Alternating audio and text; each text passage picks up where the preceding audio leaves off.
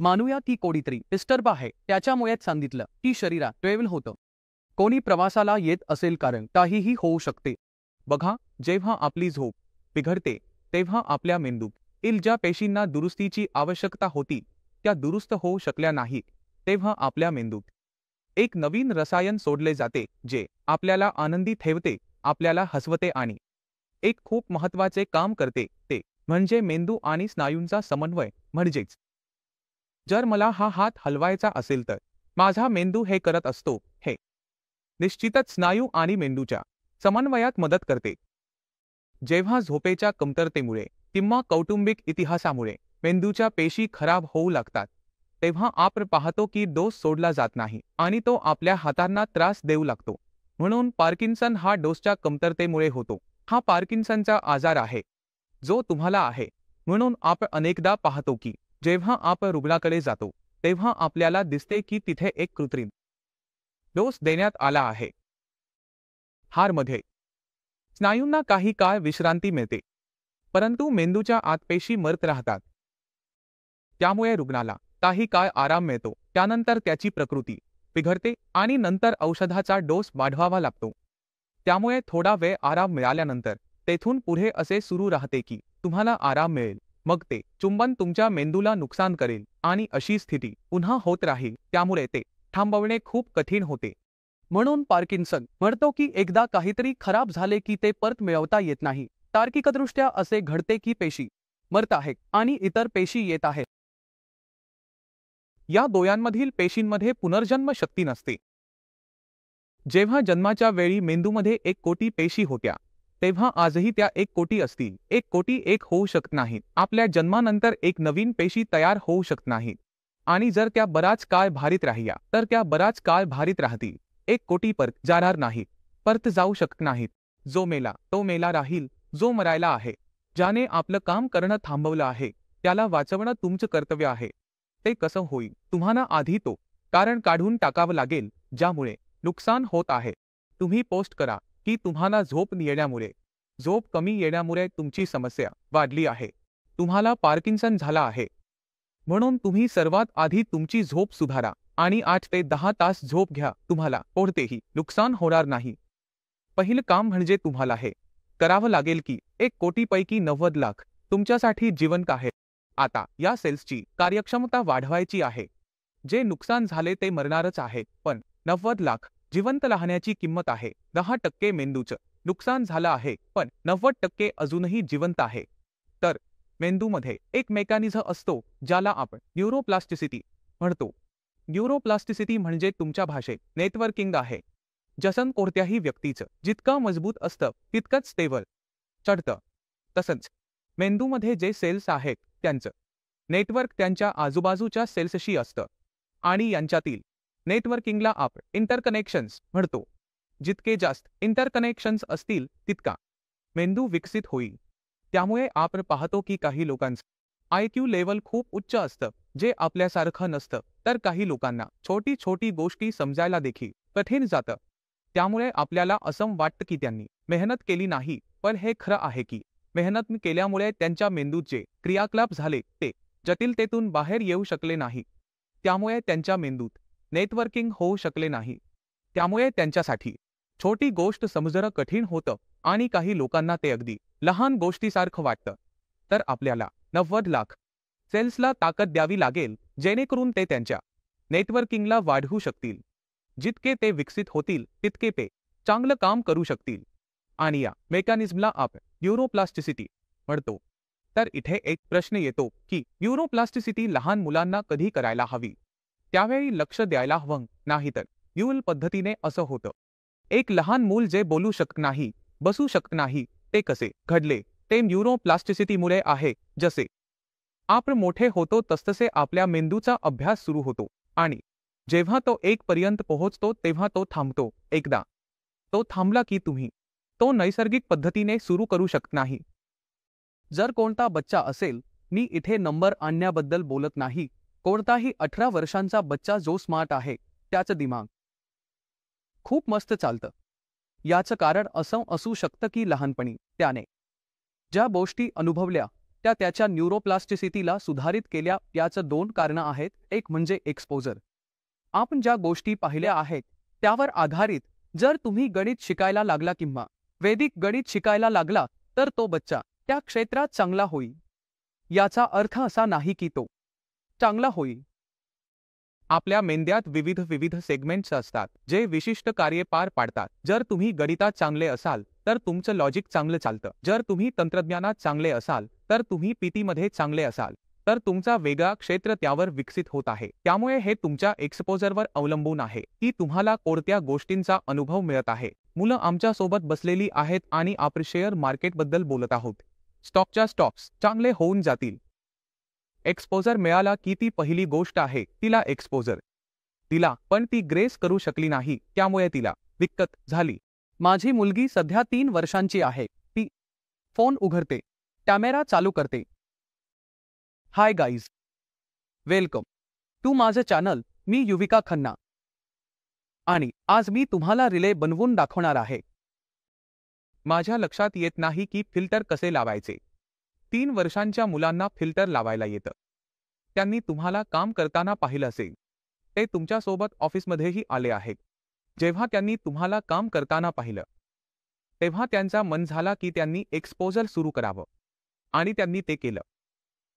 आजच्या मुलांना स्मार्ट बनवणं, चांगला एक्सपोजर मिळणं हे सर्व कारण आहे की तुमच्या मुलांना इतकं तेजस्वी बनवणं शक्य होतं कारण त्यांना चांगला एक्सपोजर मिळतो. मी जेव्हा जन्माला आलो तेव्हा माझ्याकडे मोबाईल नव्हता. पण तुम्हाला माहित आहे आजच्या मुलांना जेव्हा जन्माला येतात तेव्हा ते करत असलेल्या गोष्टींमध्ये त्यांना विकास साधता येतो. तर आपण हे विचारू शकतो की एखाद्या मुलाला एक्सपोजर मिळत आहे का? आज जे त्यांच्या पालकांना पाहत आहेत ज्यांचे मुलं लहान आहेत, जर ते त्यांच्या मुलांना एक्सपोजर देत असतील तर त्यांचा भविष्य उज्ज्वल होईल. नाही मी असं म्हणू इच्छितो की मुलांना जे एक्सपोजर द्याल त्यानुसार त्यांच्या मेंदूचा विकास होईल. पार्किन्सन तेव्हा होईल जेव्हा त्यांच्या कुटुंबात याचा इतिहास असेल किंवा आपण स्लीप डिस्टर्ब होऊ. हे 3 मुख्य कारण आहेत पाकिस्तान होण्याचे. ठीक आहे, तर सध्या भारतात वाढत असलेल्या केसांबद्दल बोलायचं झालं तर पहिलं, US मध्ये ही एक मोठी आजार होती. मला पार्किन्सनबद्दल माहिती नव्हती. मी इंग्रजी ग्लीतील चित्रपटात पाहिलं होतं. तिथे बाप हेलत होते आणि त्यांना घरातून बाहेर काढत होते कारण ते असम वागत होते. भारतात पाहिलं तर मला समजलं की माझ्या आजी ज्यांची मी खूप काळजी घेतली होती त्यांच्या हातात कंप होत होता. मग जेव्हा मी विचारलं तर मला समजलं की त्यांना पार्किन्सन झाला आहे पण कधीच डिटेक्ट झाला नाही. लोकांना याबद्दल माहिती नव्हती. आता मी पाहतोय की याचे केस वाढत आहेत. तरुणांमध्येही होत आहे. 40 वर्षांखालील लोकांना पार्किन्सन होऊ शकतो तर याला यंग ऑनसेट म्हणतात. यामध्ये मेंदूची वयोमान वाढीची प्रक्रिया जलद चालली आहे. म्हणजेच मेंदू लवकरच खराब होत आहे. त्यामुळे 30व्या वर्षी मेंदूची दुरुस्ती होत नाही. जर मेंदूची दुरुस्ती सुरू झाली तर शरीर आराम करेल आणि जगेल. यासाठी काही सप्लिमेंट्स असतात पण काही लोकांना हातात काहीच सप्लिमेंट्स मिळत नाहीत. यामध्ये तुम्हाला औषधांवर जावे लागते. तुम्हाला हे लक्षात ठेवावे लागेल की ज्या कारणांमुळे तुम्हाला समस्या आहे त्यांना आधी तुम्ही काढून टाका. त्यानंतर थोडं सप्लिमेंट्स द्यावं लागेल. म्हणजे ते लक्षात ठेवावं लागेल. तुम्ही कोणती क्रिया करत आहात त्यावर लक्ष देणं महत्त्वाचं आहे. म्हणजे लोकांच्या मध्ये राहणं हे देखील लक्षात ठेवायला हवं. कारण जर तुम्ही समजा की मला बरे व्हायचे आहे, माझ्या कुटुंबात असे काहीतरी घडते, टाईम माझ्या समोर का आहे, चांगले लोक नसतील तर तुम्ही रिकव्हर करू शकणार नाही. तुम्हाला ते मित्र योग्य असावे लागतील, ते साधे असावे लागतील, ज्या ठिकाणी तुम्ही तुमच्या गोष्टी सांगू शकता, ज्या ठिकाणी तुम्ही गोष्टी शिकू शकता. तुम्हाला तिथे जाणं आवडत असेल तर तुम्ही तिथे रिकव्हर करू शकता. तर ही गोष्ट हवेचे प्रतीक आहे का? जे पुढे आहे ते पूर्णपणे परत मिळवता येत नाही. जे आणण्याच्या केंद्रातून मृत झाले आहेत ते मृतच राहतील. तुम्ही त्याच्या पुनर्प्राप्तीचा विचार करू नये, ते शक्य नाही. आता तुमचे हेल्दी सेल्स आहेत जे रोज मरत आहेत त्यांना तुम्हाला आधी नियंत्रित करायला हवं आणि सेल्समध्ये डॅमेजमध्ये रूपांतर होऊ नये. हे प्रोग्रेस पाकिस्तान आहे, ते पुढे प्रगती करू नये आणि तुमच्या अस्तित्वात असलेल्या सेल्सना ताकद देऊन त्यांना चांगलं प्रदर्शन करायला लावायला हवं आणि तुमच्या पार्किन्सनच्या लक्षणांमध्ये कमी येऊ लागावं. जर कोणाच्या हातात कंप होत असेल तर एका स्तरावर हात कंपल्यानंतर त्याला इतर ठिकाणीही समस्या येईल. त्यामुळे जितका हात कापला जाईल तितका हात कंपत राहील. पुढेही तो रिकव्हर होतो, पण लिमिट असते. त्यामुळे लक्षणं हे त्या भागातील सेल्सवर अवलंबून असतात जे डॅमेज होत आहेत. तो नमी आहे. जेव्हा समजतं की तुम्ही शिकत आहात तेव्हा तुम्हाला हाताने पाहता येतं. त्याच्या हातात स्थिरता असली तरी तो कंपत आहे. आता जर पाकिस्तान पुढे वाढत असेल तर तुमच्या भाषणात अडचण येऊ लागते की तुमचे शब्द स्पष्ट होत नाहीत. तिसरे जो लक्षण दिसतात ते म्हणजे पेशंटची गती कमी होते, म्हणजेच ती स्लो डाऊन होते. चौथा म्हणजे झोपेचा प्रश्न. तो आणखी वाढू लागला. ते काही लक्षणं सांगतात पार्किन्सन पुढे जात आहे. औषधं काम करायला लागतात. आणि जर कोणाला पार्किन्सन असेल तर त्याने कोणता रुटीन ठेवावा लागेल जेणेकरून तो पुढे वाढू नये. तुम्ही आधी प्रॅक्टिस केली आहे. तुम्ही फॅक्टसी बाहेर काढत आहात. मी माझ्या पेशंटला जे समजावतो तुम्ही त्याला समजून घेण्याचा प्रयत्न करा. तर पहिली गोष्ट म्हणजे आहार. आपण आपला आहार सोडू शकत नाही कारण तुमचा मेंदू खराब होत आहे. मेंदू प्रथिनांपासून बनलेला आहे, म्हणून आहारात प्रथिनांचे प्रमाण वाढवावे लागेल. म्हणून तुम्ही शाकाहारी असलात तरी प्रथिने वाढवा. तुम्ही निष्पाप अन्न घाला किंवा त्यात घाला, किंवा तुम्ही एक घ्या. प्रथिनेचे प्रमाण बनवावेच लागेल. आणि हे प्रोटीन पावडरच्या नाही. मी पुन्हा सांगतो, पावरवाला प्रोटीन घेऊ नका कारण त्यामुळे कन्स्टिपेशनची समस्या येऊ शकते. तुम्हाला प्रोटीन घ्यायचं आहे, त्यासोबत विटॅमिनची चांगली मात्रा ठेवायला हवी. त्यामुळे तुमचा आहार ड्रिच इन प्रोटीन विटॅमिनमध्ये असावा लागेल, जसे की शरीरात कोणत्याही प्रकारची डेफिशियन्सी नको. कारण ब्रेनला कोणत्या गोष्टीची गरज आहे, कोणत्या गोष्टीची गरज नाही हे आपल्याला माहीत नाही. त्यामुळे तुम्हाला सर्व काही समाविष्ट असलेला आहार वाढवायला हवा. दुसरी गोष्ट तुम्ही लक्षात ठेवली पाहिजे की आपला ब्रेन हा खूप संवेदनशील ऑर्गन आहे. भावनिकदृष्ट्या खूप संवेदनशील ऑर्गन आहे. जर तुम्ही याला एक चांगलं वातावरण दिलं तर हे खूप चांगल्या पद्धतीने विकसित आणि सुधारतं. तो आम्ही नेहमी सल्ला देतो की तुम्ही तुमच्या आजूबाजूला असे लोक ठेवा जे तुम्हाला आनंद देऊ शकतात.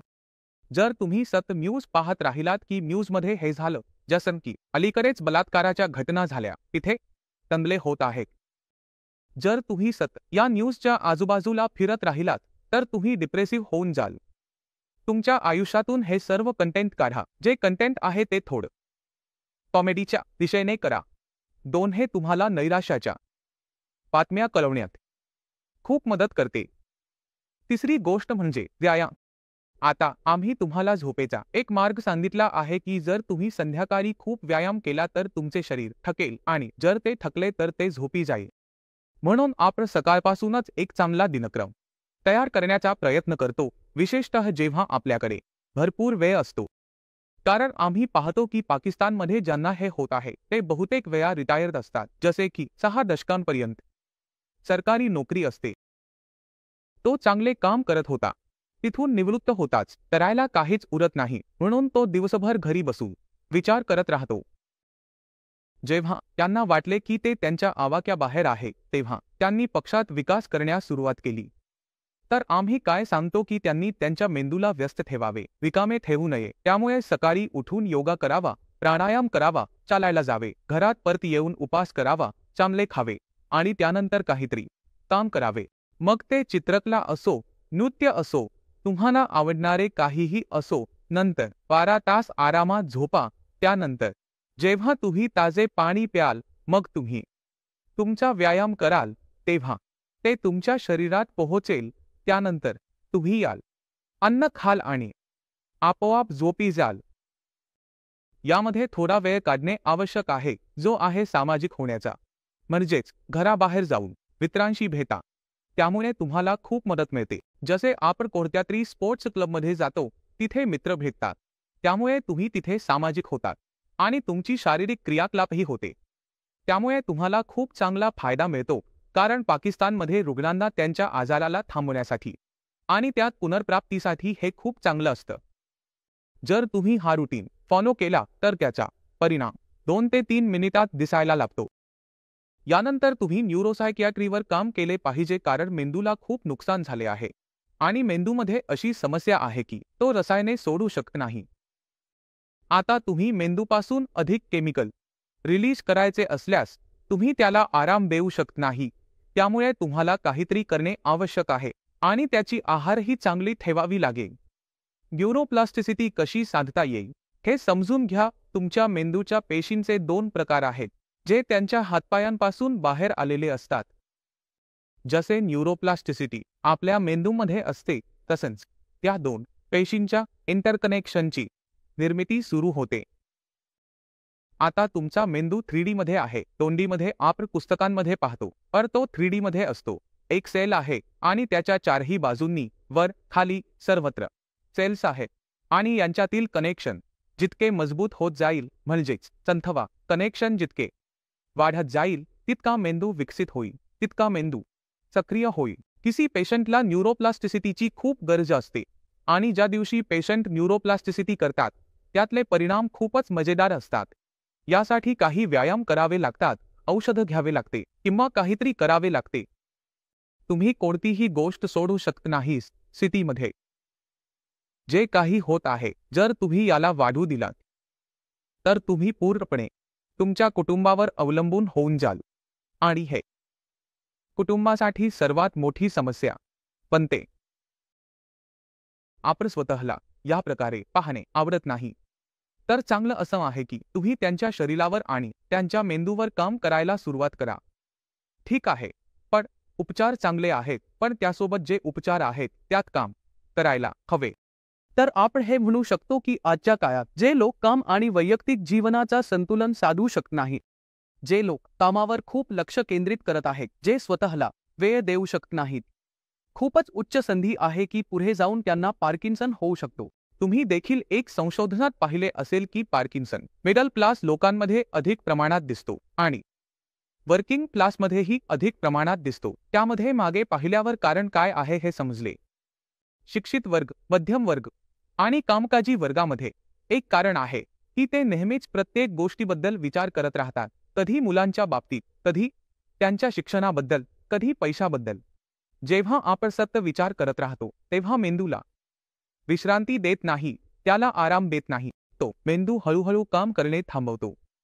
आणि ही संशोधन फक्त भारताची नाही, ही संशोधन अमेरिकेची आहे. आता आपण पाहू की उच्च वर्गात आजार कमी दिसतात, सुपर रिचमध्ये, उच्च मध्यम वर्गात कमी दिसतात, लोअरमध्येही कमी दिसतात, कारण त्यांच्याकडे काहीच नसते. त्यांची शिक्षणाची पातळी कमी असते किंवा कोणत्याही कारणामुळे पार्किन्सन दिसत नाही. सुपर रिचमध्येही कमी दिसते, ज्या लोकांकडे पैसे कमी असतात, ज्यांची सक्रिय उत्पन्नावर अवलंबन असते, उत्पन्न कमी असते, शिक्षण जास्त असते पण उत्पन्न त्यानुसार कमी असते. त्यामुळे ते लोक अधिक त्रस्त दिसतात आणि त्यांचे शिकारही अधिक असतात. तर जर कोणी आपल्याला पाहत असेल तर त्याला जीवनशैली कशी जगावी लागेल ज्यामुळे त्याला भविष्यामध्ये पार्किन्सन होणार नाही. तर मी माझ्या सर्व रुग्णांना हेच सल्ला देतो की सर्वात आधी तुम्ही जीवनातील एक महत्त्वाची गोष्ट शिका, ती म्हणजे खुश राहणे. तुमच्याकडे जे आहे त्यात खुश राहा. संतोष आल्यावर तुमचे मानसिक विकार कमी होऊ लागतात. खुश राहण्यासाठी तुम्हाला तुमच्या आवडीच्या काही क्रियाकलापांचा पाठपुरावा करावा लागेल. तुमच्या मित्रांसोबत राहा जे तुम्हाला आनंद देतात. जसे तुम्ही मोठे होत जाता तसंच मित्रांना सोडून जातात हे करू नका. त्यांना आठवड्यातून 2 वेळा कॉल करा. बोलायला सांगा, कसे आहेत, कसे नाहीत, त्यांना बोलावा. दुसरी गोष्ट म्हणजे तुमचे जे मुले आहेत त्यांच्यापासून दूर जाऊ नका. जेव्हा रुग्ण येतो तेव्हा तो म्हणतो, डॉक्टर साहब, मी नोएडामध्ये राहतो, माझी मुले बंगलोरमध्ये राहतात. मी त्यांना नेहमीच सांगतो की तुमची प्रॉपर्टी तुमच्याकडे आहे, तिथे बंगलोरमध्ये त्यांच्यासोबत शिफ्ट व्हा. त्यांना बोलायला आवडत नाही, त्यामुळे ते स्वतःला एका ब्लॉकमध्ये बांधून घेतात की मला हे करायचे नाही, तर तुम्हाला थोडा बदल करण्याचा प्रयत्न करावा लागेल. आहारावर खूप लक्ष द्या की तुम्ही काय खात आहात, काय खात नाही. जसे सांगितले होते, प्रोटीन समृद्ध आहार ठेवा. जितके प्रोटीन समृद्ध आहार ठेवाल तितके चांगले जेवण मिळेल, तितका तुमचा मेंदू चांगला कार्य करेल. तर हे सर्व आपण करू शकतो. आणि शेवटी झोप. जर तुम्ही चांगली झोप घेतली तर तुम्हाला कोणतीही गोष्ट थांबवू शकत नाही की तुम्हाला पार्किन्सन होईल.